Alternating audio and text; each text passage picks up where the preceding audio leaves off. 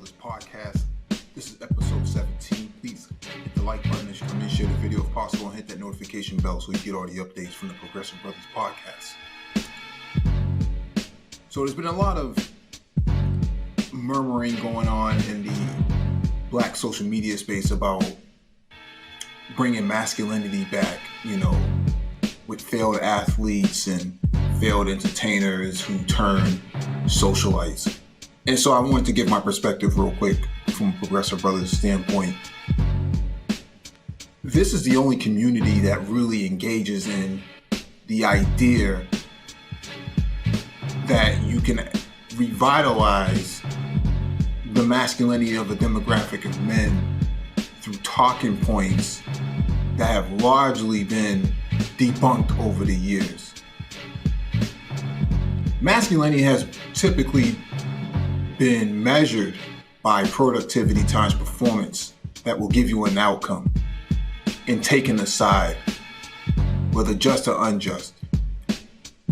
And what has happened in recent time, especially the last few weeks to a month or so, is that failed athletes, failed entertainers, failed individual males who feel that they can replace productivity and performance with thick beards and fitted hats and other material possessions to justify their place within the society, the greater society itself, has become the dominant talking point amongst black people.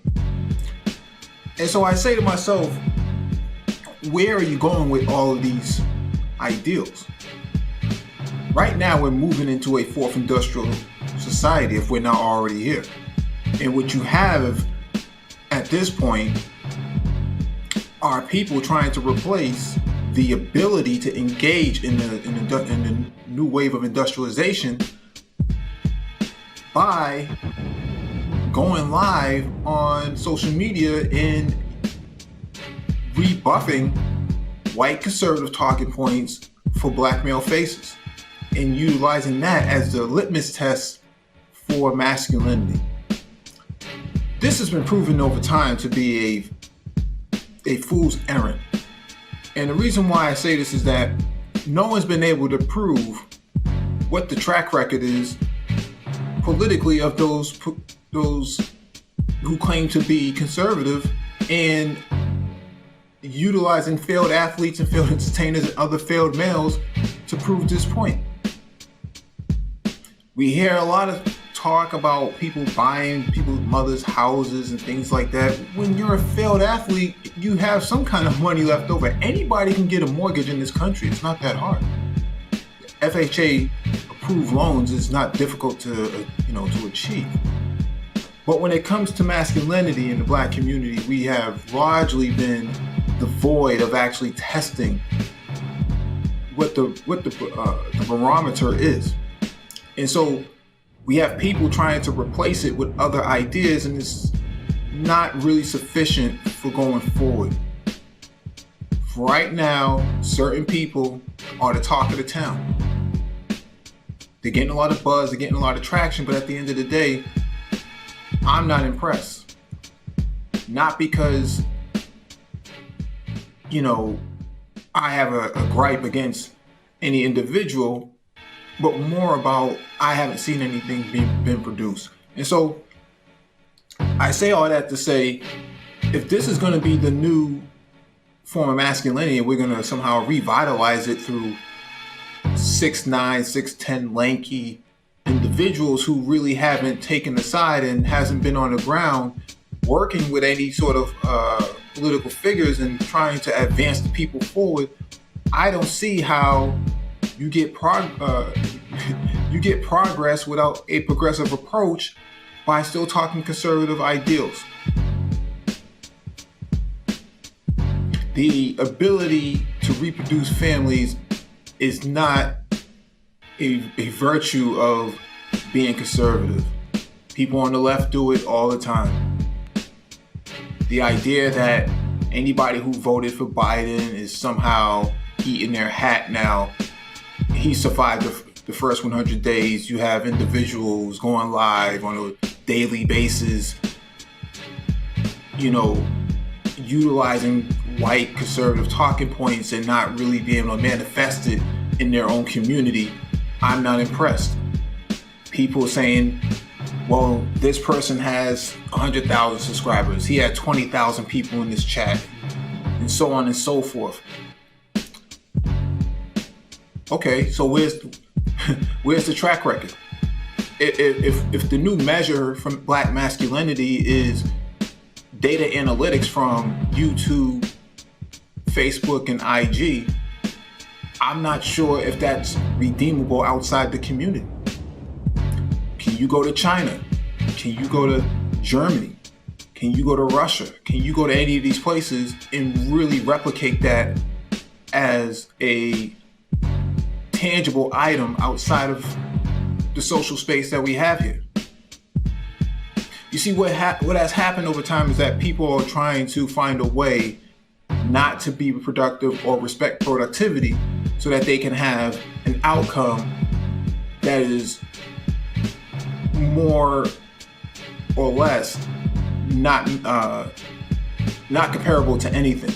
It's going to be proprietary, but at the same time, you need to add it in as if this is a hidden component of the culture. And it's like, no.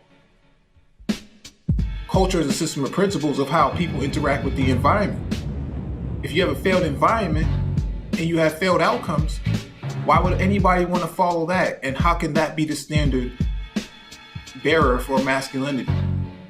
No one's been able to prove that having the most analytics, the most trending topics, the most likes, shares, and followers on certain platforms to be the end-all, be-all for black masculinity. At the end of the day, I want to see policy. I want to see bills passed. I want to see bills proposed. I want to see interaction between elected officials and non-elected officials. I want to see the ability to carry on discourse for up to 90 minutes in an equal debate over ideas that are going to be fundamentally transformative within the community itself. And what's happening here is we're trying to replace that with male sexuality, promiscuity, and other sort of nonsensical features that have no bearing on the greater society. These type of people should not be taken seriously. Progressive men, always looking to solve something, always looking to contribute, always making their time well available to actually engage in the process. But if you don't respect the process, you don't take a side, and you just use and utilize the talking points of people who don't look like you and don't have your best interests, why would anybody take you seriously? I question the legitimacy of anyone who decides that they want to get on the microphone or fire up a live stream from their phone and have nothing else better to say other than co-signing other failed conservatives, other failed black conservatives for that matter, and attack the left as if that is something of substance. I'm not impressed. I'm not sure what what all the hoopla is about. But, at the end of the day, if this is where people want to stand, then that's fine. As long as you get stuff done on your side, we're going to get stuff done on our side. It's all good at the end of the day. You do what you do, we do what we do. But if you can't do anything over there and you're not really effective, don't expect anybody on the left or anybody who's progressive to actually look out for your best interest because you chose the wrong horse. You bet on the wrong horse.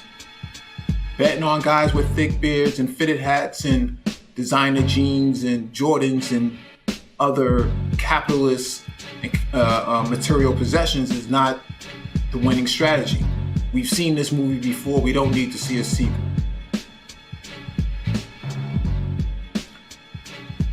Black masculinity cannot be reduced down to conservative talking points.